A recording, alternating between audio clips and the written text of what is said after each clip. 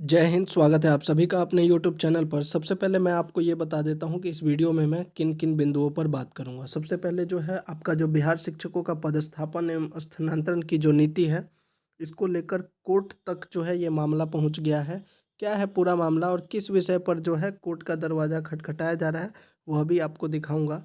नियमावली में जो आपका ऑर्डर ऑफ प्रेफरेंस है, जब आप फॉर्म अप्लाई कर रहे हैं तो उसमें क्या दिक्कत आ रही है, उस पर भी बात करेंगे। आपकी जो नियमावली है उसको भी दिखाऊंगा।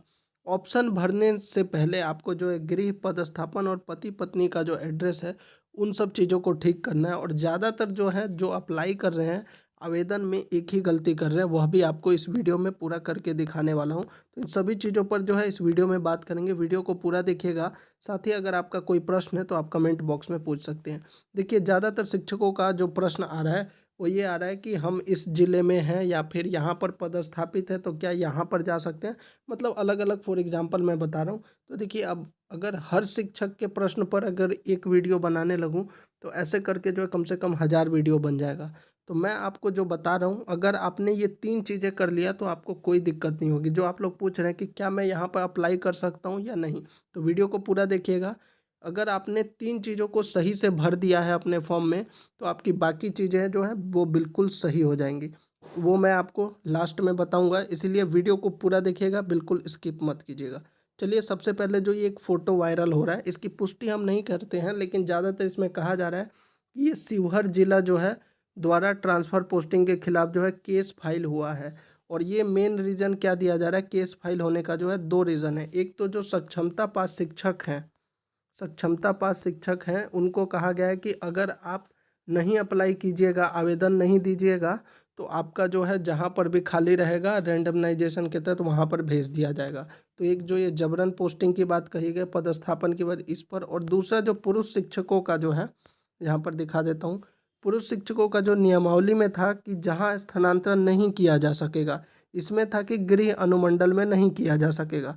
लेकिन अब जो आवेदन कर रहे हैं उसमें गृह अनुमंडल में भी नहीं किया जा सकता है, जहाँ पदस्थापित है वहाँ भी नहीं किया जा सकता है, और पति पत्नी मतलब कि अगर पत्नी का मतलब कि पति का जो ससुराल है वहाँ भी नहीं किया जा सकता है। तो इसको लेकर भी जो है पुरुष शिक्षक नाराज है, और इसी वजह से जो है ये जो कोर्ट केस का मामला सामने आ रहा है उस पे जानकारी मिल रही है। हालांकि इसकी पुष्टि मैं नहीं करता हूँ, लेकिन ज़्यादातर इस पे वायरल हो रहा है। और जहाँ तक हमें कमेंट प्राप्त हो रहा है शिक्षकों का, उसमें यही मुद्दा उठाया जा रहा है कि 3-3 चीज़ों को जो है नहीं माना जा रहा है।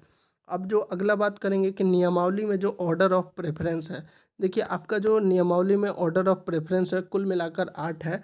जब आप आवेदन कर रहे हैं तो असाध्य रोग, गंभीर बीमारी, दिव्यांगता, पति-पत्नी, हस्बैंड, बच्चे, मतलब मानसिक रूप से जो बीमार हैं, पुरुष शिक्षक, महिला शिक्षक, ऐसे करके कुल मिलाकर 8 है। अब जो लगातार आप जो प्रश्न पूछ रहे हैं कि हम इसमें असाध्य रोग में आएँगे या नहीं। तो देखिए, जो आपकी नीति है उसमें असाध्य रोग में जो है कर्क रोग यानी कैंसर से संबंधित, और ये आपके लिए भी है, पति पत्नी के लिए भी है, मतलब आपकी पत्नी है या आपके पति हैं उनके लिए भी है, और बच्चों के लिए भी है। तो असाध्य रोग के लिए जो है सिर्फ कैंसर को इंक्लूड किया गया है। अब ऐसे में बहुत सारा जो है कमेंट प्राप्त हो रहा है कि अगर मुझे कुछ और रोग है तो क्या होगा या नहीं। देखिए, नियमावली में जो है उसके आधार पर मैं आपको बता रहा हूँ। गंभीर रुग्णता में जो है किडनी वाले डिसीजेज, डायलिसिस और किडनी ट्रांसप्लांट का जो है, और इसमें भी आप स्वयं या पति पत्नी जो भी, या बच्चों के लिए है।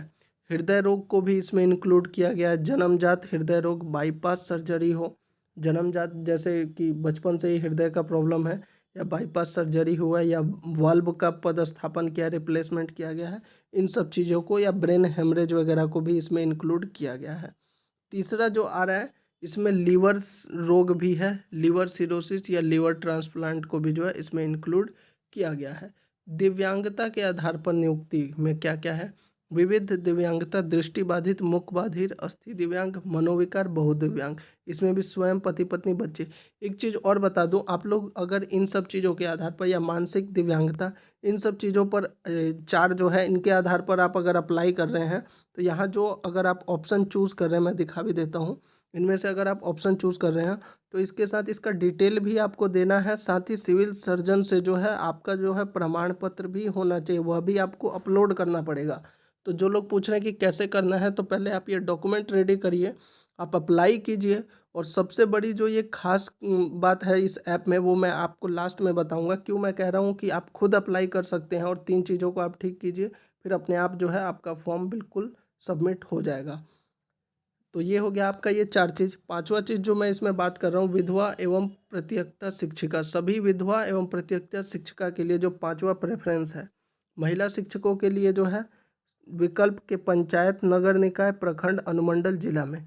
देखिए, जहाँ स्थानांतरण किया जा सकता है विकल्प क्या है, पंचायत में, नगर निकाय में, प्रखंड, अनुमंडल या जिला में। स्वयं के कहाँ नहीं किया जाता है, स्वयं के गृह पंचायत में नहीं किया जा सकता, स्वयं के गृह पंचायत या नगर निकाय, पति के गृह पंचायत या नगर निकाय, वर्तमान में पदस्थापन के पंचायत या नगर निकाय। यही चीज़ मैं आपको बता रहा हूँ कि ये 3 चीज़ें अगर आपने सही से फिलअप कर दिया, तो बाकी आप जो बार बार प्रश्न पूछ रहे हैं कि क्या मैं यहाँ अप्लाई कर सकता हूँ, अगर ये 3 चीज़ें आपने सही भर दिया है और ऐप में जो चीज़ खुल रहा है वहाँ पर आप कर सकते हैं। जो आप नहीं कर सकते वो ऐप में खुलेगा ही नहीं।